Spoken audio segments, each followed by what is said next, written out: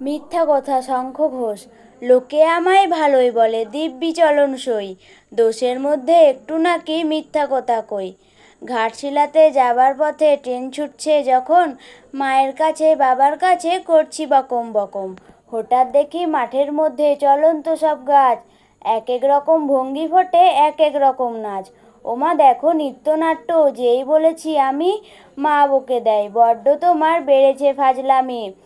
চিড়িয়াখানার নাম জানো তো আমার সেজো মেশর, আদর করে দেখিয়ে দিলেন পশুরাজের কেশর। কদিন পরে চুন খোসানো দেওয়াল জুড়ে কি ঠিক অবিকল সেরকমই মূর্তি যেন দেখি। ক্লাসের মধ্যে যেই বলেছি সুরঞ্জনার কাছে, জানিস আমার ঘরের মধ্যে সিংহ বাঁধা আছে। শুনতে পেয়ে দিদিমণি অমনি বলেন, শোনো, এসব কথা আবার যেন না শুনি কখনো।